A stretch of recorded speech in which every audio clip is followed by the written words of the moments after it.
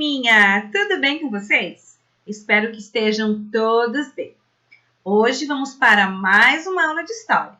Professora Denise por aqui e hoje iniciaremos o capítulo 8. Faremos um capítulo novo lá no livro didático, volume 4.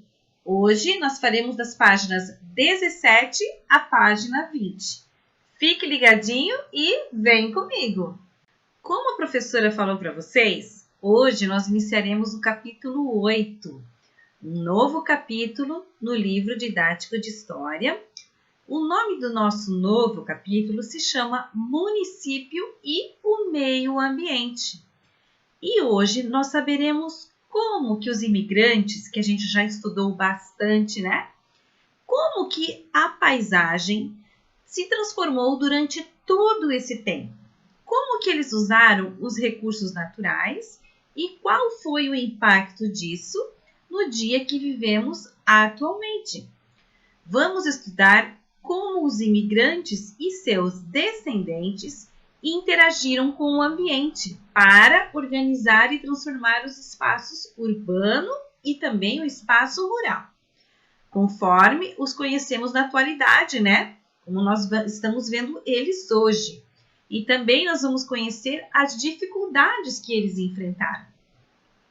Você vai aprender também como contribuir para a preservação do meio ambiente e identificar os desafios a serem enfrentados para que isso ocorra, né? Para a preservação do nosso meio ambiente, um fator tão importante para as nossas vidas, né?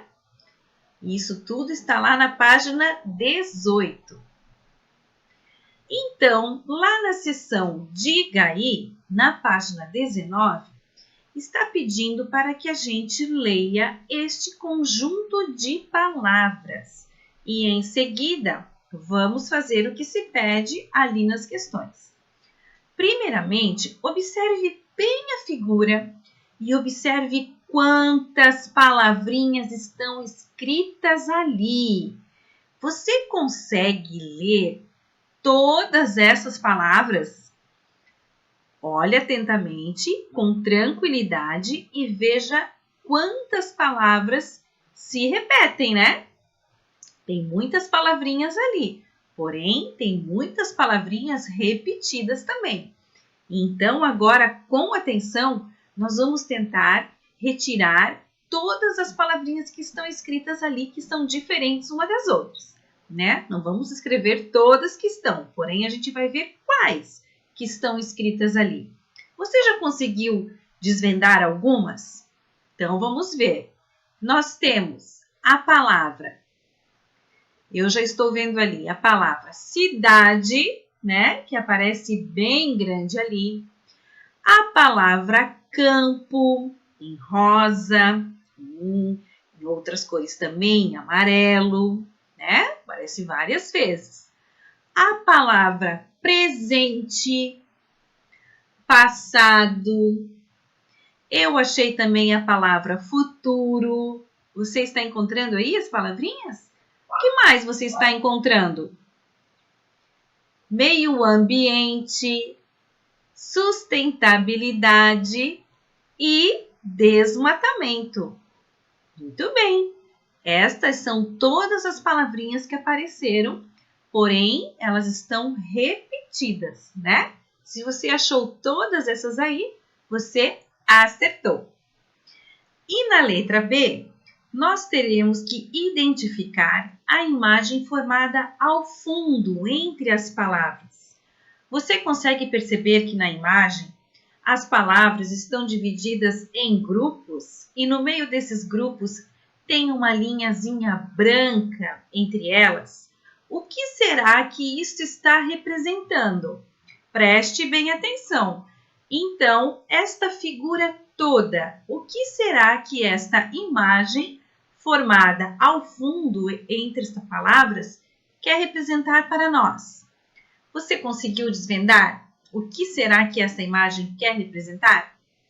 Se você falou que a imagem ao fundo representa o mundo, muito bem, é isso aí. É a imagem de um globo, né? um globo terrestre, um planeta Terra, um mundo, dividido ali, ó, entre as palavrinhas, formando cada região. Então, agora, na letra C, com o professor e os colegas, vamos descobrir o significado das palavras sustentabilidade e desmatamento?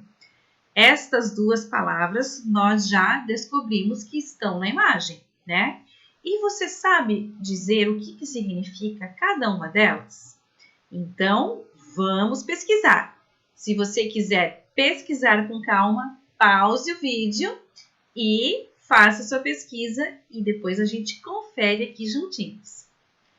Então, agora, sustentabilidade e desmatamento, lá na letra C, significam: sustentabilidade é um conjunto de ações que incentivam a preservação e o consumo consciente de recursos naturais. Ok? Então, sempre quando a gente falar em sustentabilidade, nós temos que pensar que são atitudes que nós teremos com o meio ambiente para conservá-lo, tá? E desmatamento. Desmatamento é o processo de retirada da vegetação de um local. Muito bem.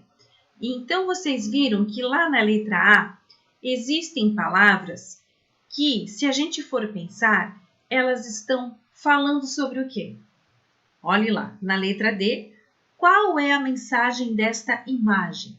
Né? Se você for pensar em toda a imagem, né? Que a gente já descobriu que é o mundo. O mundo, e dentro desse mundo, palavras como cidade, campo, né? Presente, o passado, o futuro, que vai acontecer, meio ambiente, que é onde nós moramos, né? Onde a gente troca com a natureza, recursos naturais, tudo isso tem a ver com o meio ambiente. Sustentabilidade, que são as palavrinhas que a gente acabou de aprender agora, e também desmatamento, né? Levando em conta todas estas palavrinhas juntas e a imagem de mundo que nós temos ali, qual é a mensagem que você pode tirar disso tudo? Pense e escreva. Essa é uma resposta pessoal. Então, o município e o meio ambiente no passado. Você saberia responder de que maneira as mudanças nas áreas rurais e urbanas afetaram e continuam afetando o meio ambiente? Será que o que foi feito antigamente nos afeta agora? Tanto na área rural quanto na área urbana? Então, nós já estudamos, né, que os indígenas e os africanos, eles usavam recursos naturais que existiam próximos de onde eles tinham os grupos, né, as comunidades deles, os agrupamentos. Eles usavam aqueles recursos naturais, retiravam o que precisavam para construir suas moradias, né? Construir seus objetos, suas ferramentas, né? Suas casas, seus utensílios que eles iam precisar para caçar, para pescar, enfim, para sobreviver. Porém, eles tiravam somente o que eles precisavam, né? Também já estudamos como era o modo de vida e a cultura de grupos imigrantes que vieram para o Brasil, as atividades que eles realizavam e como modificaram a maneira de viver nos espaços rurais e urbanos, né? Que a gente já viu como mudou a paisagem desde que eles chegaram aqui. Agora, ainda pensando nas ações dos humanos no ambiente, vamos estudar como a interação entre os moradores da cidade e os do campo interferia no meio ambiente. Tudo isso nós vamos ficar sabendo agora. Lá na página 20, na seção Eu Historiador, Na questão número 1, está pedindo para que a gente leia a fotografia da colônia de imigrantes europeus. Então, vamos observar atentamente todos os detalhes que esta imagem nos traz. Como diz ali na legenda, né? Esta foto é de Albert Dietz e o nome da foto, né, da legenda, se chama Colônias de Imigrantes Europeus. E também temos uma informação que este imigrante alemão do Brasil, o fotógrafo Albert Richard Dietz, também era um agricultor e comerciante, e ele nasceu em 1838. Então, observando bem toda esta imagem, vamos identificar quais elementos naturais são retratados na imagem. Você consegue perceber quantos elementos naturais nós temos ali? Então, nós temos muitas árvores, né? Vocês estão vendo a quantidade de árvores que está cercando todas aquelas casas. Temos plantas, né? E também montanhas. Muito bem. E logo atrás, lá atrás daquelas casas, também percebemos que está correndo um rio. Hoje nós vamos falar sobre a colônia de imigrantes alemães, que atualmente é o município de Cachoeiro de Itapemirim, que foi construída às margens do rio Itapemirim. A ponte usada pelos habitantes lá daquele local foi importada da Inglaterra. Você sabia disso? E essa ponte ligava as duas margens do rio. Você sabia também que antigamente era preciso importar material da Europa para realizar algumas obras públicas aqui no Brasil? Isso mesmo! As peças para construir o viaduto de Santa Efigênia, lá no centro de São Paulo, por exemplo, vieram lá da Bélgica. Foram fabricadas lá na Bélgica e trazidas para cá. No entanto, né, com o tempo, com a criação também de indústria para produzir aço aqui no Brasil, essa necessidade foi mais bem atendida. Então, aqui a gente já tinha mais materiais, né, para construir e não precisava exportar tanto lá de fora. Observe aquela imagem ali junto com a professora e leia a legenda comigo. As peças que compõem o viaduto de Santa Efigênia foram fabricadas na Bélgica e trazidas de navio ao Brasil. O desembarque foi no Porto de Santos, lá em São Paulo. Atualmente, esse viaduto é considerado um patrimônio cultural da cidade de São Paulo. Veja só que interessante. Agora, você vai fazer essa atividade junto com a professora, prestando muita atenção no que tem que ser feito. Número 2. Marque um X nas afirmativas que completam esta frase. Para construir moradias nas colônias e vilas, o que será que está certo destas três opções? Primeira opção. Parte das vegetações naturais foi desmatada. Será que esta está certa? Se você acha que sim, você vai marcando um X. Próxima opção. Os colonos trouxeram matéria-prima de outros países. Será? E depois, mais uma opção. Os colonos interferiram na água de rios e lagos próximos. Quais você acha que está correta? Marque com um X. Na questão número 3, você vai pesquisar junto com a sua família a história de uma colônia de imigrantes aí do município onde você mora. Você vai pesquisar qual era o nome da colônia, a origem dos imigrantes, da onde eles vieram, qual era o país que eles viviam. Vai pesquisar também qual era a data de fundação, qual foi a data de fundação. Tornou-se um município ou um bairro, esta colônia? Será que virou uma cidade ou ficou sendo só um bairro da cidade? E qual é o nome do município ou do bairro na atualidade. Então, peça ajuda aos seus familiares, faça essa pesquisa e registre aí no seu livro didático, lá na página 21. Essa é uma resposta pessoal.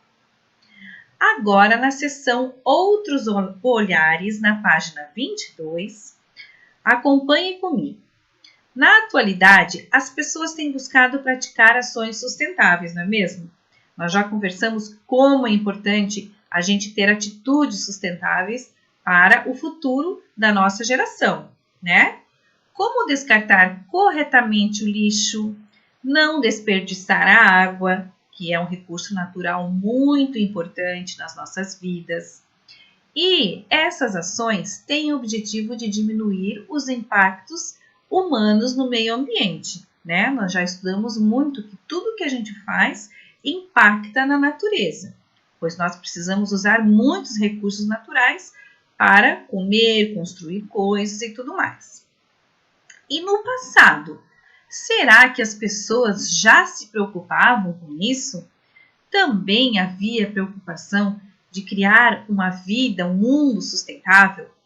Você imagina como que as pessoas se comportavam em relação ao meio ambiente? Será que elas tinham esse cuidado de preservação da natureza, de cuidar das plantas, de não desperdiçar água, de cuidar dos nossos recursos naturais para que outras pessoas no futuro possam ainda utilizá-los? Será que essas pessoas tinham essa consciência? Então, vamos prestar atenção. Ainda na página 22, observe a leitura de um trecho do livro Imigrantes e Mascates, de Bernardo Kucinski, que revela como que alguns imigrantes se relacionavam com o ambiente onde viviam. Então, faça essa leitura agora junto com a professora. Todas as tardes, uma enorme carreta puxada por 2 parelhas de cavalos subia uma estrada de terra que ia de Água Fria ao Tremembé, transportando lixo orgânico para as inúmeras chácaras dos espanhóis e portugueses que lá existiam. O lixo era espalhado e deixado ao sol e à chuva. Em algumas semanas se decompunha e virava humus, um material muito fértil, rico em minerais. Os chacareiros não usavam fertilizantes químicos produzidos em fábricas. Já se valiam da reciclagem. Plantavam couve, repolho, alface e, nas cercas de separação das chácaras, chuchu, que é uma espécie de trepadeira. Vistos da estrada, os caramanchões, que são estruturas de madeira onde se enrolam plantas trepadeiras, cobertos de chuchuzeiros, extensos e sombrios, pareciam cavernas. Então, tenho certeza que você prestou bastante atenção nessa leitura desse texto. E agora vamos a seguir. Após ler o texto, faça o que se pede. Então, na letra A, lá na página 22, você vai marcar com um X a alternativa correta. Primeira, o texto tem como tema as dificuldades de andar de carro no centro da cidade por causa da concentração de lixo. Será? O texto revela como ocorreu a chegada de imigrantes europeus aos portos brasileiros. Será que o texto fala sobre isso? E a opção número 3, né, a terceira opção. No texto são citadas algumas práticas que atualmente são chamadas de sustentáveis. Qual destas 3 opções você acha que está falando o texto? O que o texto contou para a gente agora? Você acha que é a primeira opção, A segunda ou a terceira? O que você marcou aí? A terceira? Muito bem, isso mesmo. Agora, na letra B, nós temos a questão que diz o seguinte: copie o trecho do texto que confirma que sua resposta na atividade anterior está correta. Vamos lá.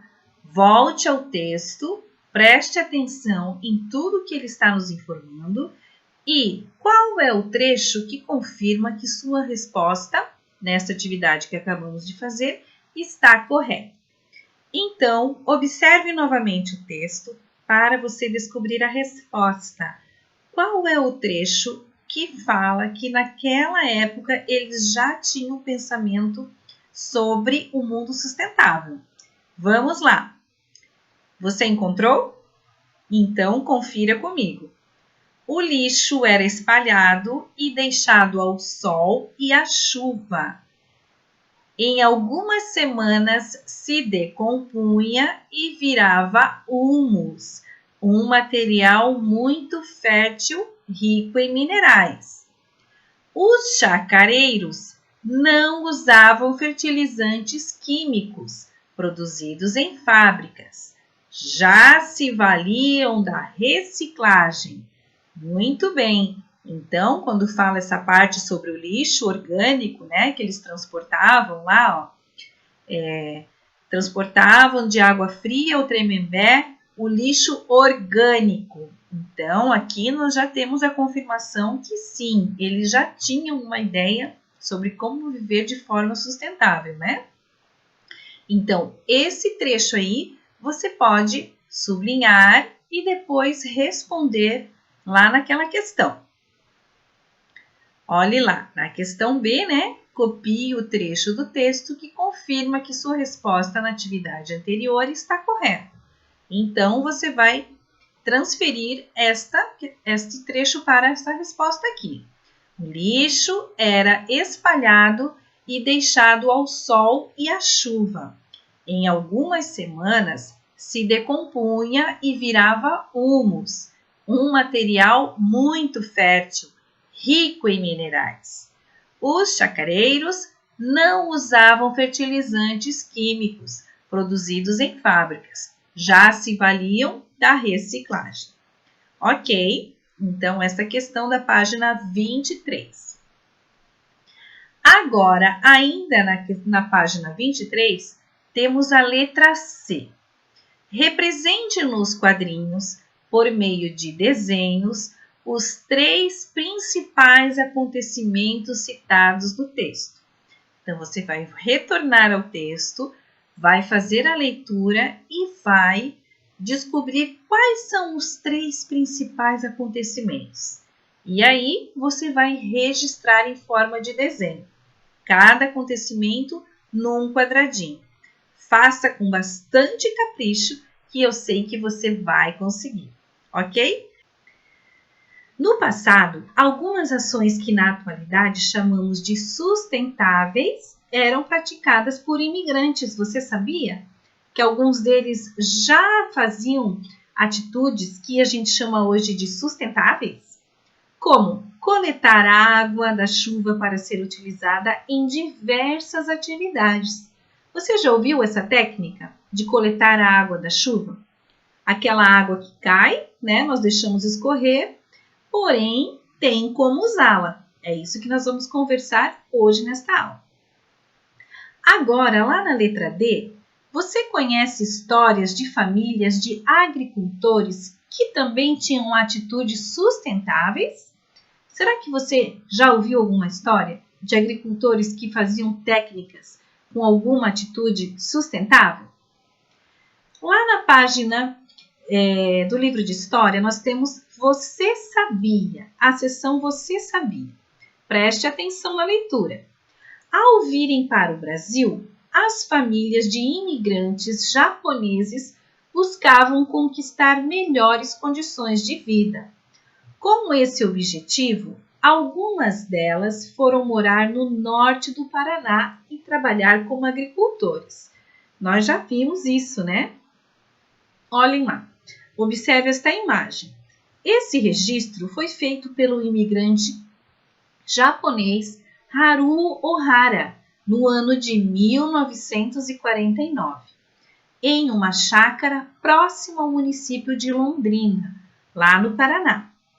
A fotografia mostra a água da chuva escorrendo pela calha em direção a um balde de água. Qual seria o objetivo de armazenar água da chuva dessa maneira? Para que vocês acham que eles usavam essa água aí que eles armazenavam? Então, nós temos a foto ali ao lado, né? Vamos pensar sobre isso. Na seção Eu Cidadão, na página 24, na questão número 1, a respeito do uso da água da chuva, responda ao que se pede. Letra A. Marque um X na alternativa que completa a frase a seguir. O uso da água da chuva está relacionado a uma prática de urbanização das cidades ou um tipo de ritual religioso trazido por imigrantes ou uma prática sustentável que tem o objetivo de não desperdiçar água potável. Qual das 3 questões você acha que é a certa? E aí, você marcou a última? Muito bem. Agora, na letra B, cite 2 ações sustentáveis com o uso da água da chuva. O que será que você pode fazer com a água? Pense aí e registre a sua resposta. Esta resposta é pessoal, porém, nós podemos pensar que com esta água nós podemos lavar o carro, né? Lavar o quintal e outras coisas aí que você pensar. A letra C, observe novamente a fotografia da página 24, né, que está ali ao lado, e responda as questões a seguir. Para quais finalidades as famílias de imigrantes poderiam usar água coletada da chuva? Para que vocês acham que eles utilizavam essa água? Pense aí. E agora, desenhe uma situação em que a água coletada da chuva pode ser utilizada. Se você pudesse utilizar a água da chuva, se você armazenasse essa água, para que você poderia utilizar aí na sua casa? Desenhe suas ideias, tá? Algumas sugestões são para lavar roupas, né? Lavar o quintal, regar as plantas e muitas outras coisas também. Faça seu desenho aí bem caprichado. Questão 2. Você sabe como é feita a coleta e o descarte de lixo no bairro onde você mora? Converse aí com a sua família e registre como que é essa coleta, quantas vezes eles passam para fazer, quais dias, qual é a empresa que é responsável por esse serviço. Pesquise todos esses itens e escreva na questão número 2.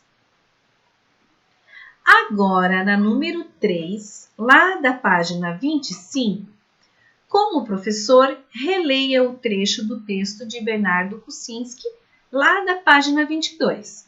Então, nós temos o texto ali, ó, texto da página 22, vamos fazer a leitura junto com o professor. Pegue seu livro para acompanhar a leitura. Todas as tardes, uma enorme carreta puxada por 2 parelhas de cavalos subia uma estrada de terra que ia de Água Fria ao Tremembé, transportando lixo orgânico para as inúmeras chácaras dos espanhóis e portugueses que lá existiam. O lixo era espalhado e deixado ao sol e à chuva. Em algumas semanas se decompunha e virava humus, um material muito fértil, rico em minerais. Os chacareiros não usavam fertilizantes químicos produzidos em fábricas. já se valiam da reciclagem. Plantavam couve, repolho, alface e nas cercas de separação das chácaras, chuchu, que é uma espécie de trepadeira.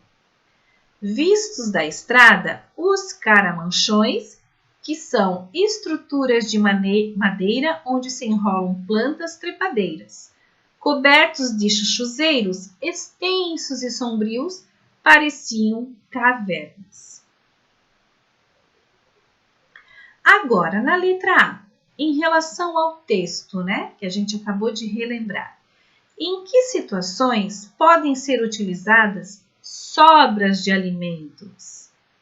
Você lembra lá do texto o que eles faziam com o lixo orgânico? Então, você pode escrever, tá?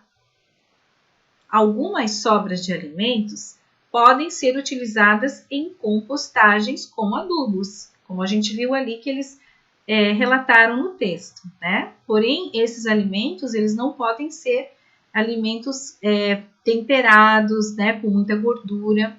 Tem que ser mais um alimento mesmo que sobra natural. Na letra B, em que situações podem ser usadas embalagens vazias? Para o que você acha que pode ser usada essas embalagens vazias? Pense e registre aí na letra B. Essa é uma resposta pessoal. Porém, algumas embalagens, como a garrafa de PET, podem ser usadas em artesanato, ou simplesmente para armazenar um outro produto aí da sua casa. Você pode guardar, e você pode armazenar outras coisas. Sempre prestando atenção ao rótulo, para ver se realmente essa garrafa é própria para isso. Letra C. Que outros destinos podem ser dados aos resíduos coletados? Vamos lá? O que você acha que podem ser feitos com os resíduos coletados? Registre a sua resposta também. É uma resposta pessoal. Porém, como nós já conversamos bastante, sobre a reciclagem, o que dá para fazer com aqueles materiais que talvez para nós não tenham mais serventia? Com objetos plásticos, caixinhas de papelão. O que será que dá para transformar? Talvez em brinquedos, em vasos, decoração e muitas outras coisas que eu quero ver você usar a sua criatividade para registrar aí na letra C. Ok, então hoje foi a nossa aula de história. Ficamos por aqui e nos vemos na próxima aula. Um beijão a todos!